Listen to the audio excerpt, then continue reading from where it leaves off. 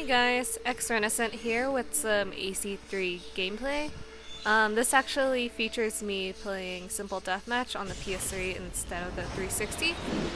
This was actually more of a test to just test out my recording options with the Elgato for the PS3. And it looks like the capturing quality wasn't as great as I'd hoped. Like, it didn't look like anything compared to what I record with the 360, so I completely apologize in advance for you guys who can tell the difference in the quality. Back to the gameplay, however, this AC3 gameplay was kind of requested by Doug, so I thought I'd stray away from the Halo 4 gameplay for now. I also decided to just stick with Simple Deathmatch. Back when I played the living crap out of ACR, I would always play Simple Deathmatch because I was so fed up with how buggy and laggy ACR was, in terms of the other modes I mean. But with AC3, I've found that it's gotten a little bit better in terms of like the lagginess and the bugginess, so now and then I'll just play some Simple Deathmatch. Also, since you can't really use your abilities in Simple Deathmatch, I feel like the mode is more skill-based rather than ability-based. The downside to Simple Deathmatch, from what I see, is that it's really hard to get a really high score compared to other modes like regular Deathmatch, especially if you're trying to shoot for the variety bonuses like Variety, Greater Variety, Extreme Variety. Especially since you can't use abilities, because like some abilities can contribute to your variety bonuses like poison or intercepted and stuff like that. But I usually find myself scoring like 6k per game on average, so I think the highest I've gotten personally in Simple Deathmatch was 9k, but then again I was in a really bad lobby in which I got like 10 stuns overall, so I kind of quit afterwards because I felt really bad for them. So for those of you who are interested, I have some tips that can be applied to Simple Deathmatch or even just regular Deathmatch. The first one I have is you need to be aggressive. Listen to the whispers and try to figure out who's going after you or who's trying to find you. Normally when I hop into a match, and when I'm on the character selection screen, or at least a loading screen, I try to remember who's playing as who, so it'll be easier for me to identify who's actually playing and who's an NPC. If I see someone walking towards me, I'll get really cautious and I'll have my thumb over the square button or the X button, depending on which console I'm on. Basically the stun button. And so I'll just lock onto them and start mashing the button if they get really close to me. Or sometimes if my pursuer is really close by and they can't figure out where I am, I'll just run up to them and stun them in shock. And this kind of leads me to my next point, which is getting honorable deaths, which are preferred more than regular deaths, I suppose.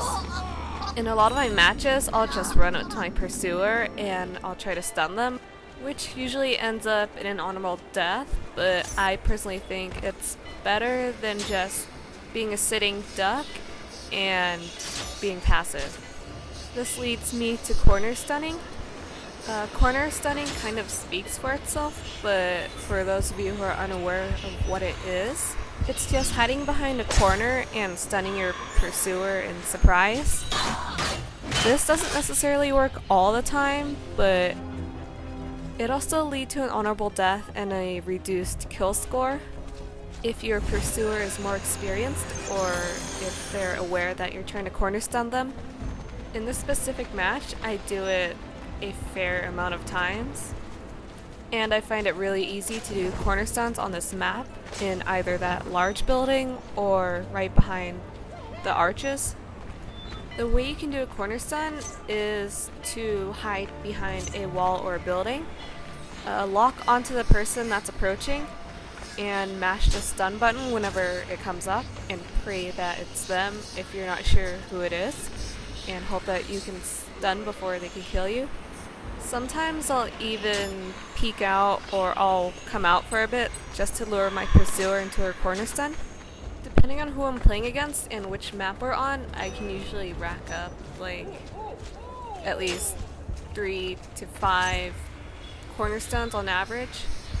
Maybe even more. I honestly don't keep track of how many cornerstones I do. Totally off topic, but I don't know why this guy just stands in the corner. But on to my next point, which is to study your target slash personas of the other opponents as you load in. Massacre. I find it to be really useful to figure out who's playing as who. This way I can weed out who's an NPC and who's an actual player. Again, there are no abilities or lookalikes in Simple Deathmatch, so it's easier to weed out people. It's a fairly short and simple point, so on to the next one, which is to shoot for the variety bonuses. Though everyone should do this in any game mode, or maybe not with like Artifact Assault or Domination, but either way. That was a pretty bad cornerstone right there. I'm not going to lie. I'll throw that in there. But anyway, back to what I was saying. The variety bonuses really do help when it comes to Simple Deathmatch, or any other game mode really. The amount of points you can get from Variety, Greater Variety, and Extreme Variety are 200, 400, and 600, which really do help. I was completely unaware of how to get these varieties when I was playing Brotherhood, but when I got to Revelations, I found them a lot easier to do. But for those of you who are unaware of how to get the varieties, you get the variety bonus after getting 5 different bonuses. You get greater after 10 total bonuses, and you get extreme after 15. And since the detection meter is a little different in Deathmatch or Simple Deathmatch, along with the fact that you can't use abilities, it's a lot difficult to get extreme variety, but it's definitely still possible. These 15 brace yourselves are the ones that I usually shoot for in Simple Deathmatch, which are Kill, Reckless, Discreet, Silent, Incognito, Aerial, Acrobatic, Hidden, Ground Finish, Poacher, Savior, Ambush, Revenge, Chain, and Stun. Kill. Unfortunately, honorable deaths and contested kills don't count towards your variety bonuses. I left First Blood, Focus, Grounded, and Grab kills out of the list. First Blood is probably one of the hardest bonuses you could get, especially since it's only awarded to one person. For Focus and Grounded bonuses, I find those go hand in hand with each other. Like, Focus is a lot easier to get when your target is grounded. I also don't find myself getting grounded bonuses too often, along with grab kills especially. I'll get a grounded bonus maybe every other game, but with grab kills, I'll get them like once every few games or so. It's also pretty difficult to get grab kills in Simple Deathmatch because the maps are pretty limited as well. I think the bonuses I listed are the only bonuses you can get in Simple Deathmatch, which I believe comes up to 19 or 20 bonuses total. So it's pretty restrictive, but getting extreme variety is still possible. And my final tip for Simple Deathmatch is to hide or migrate to the side when you're being chased by multiple pursuers.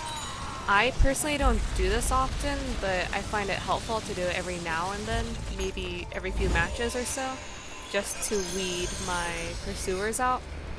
And by weeding, I mean having my pursuers kill them before they can get to me, or by just figuring out who's after or going towards me. 30 seconds. I do find it difficult to do with not many hiding or blend spots nearby, so I don't stand out, especially with this map. But I still find it pretty useful to reduce my number of pursuers down.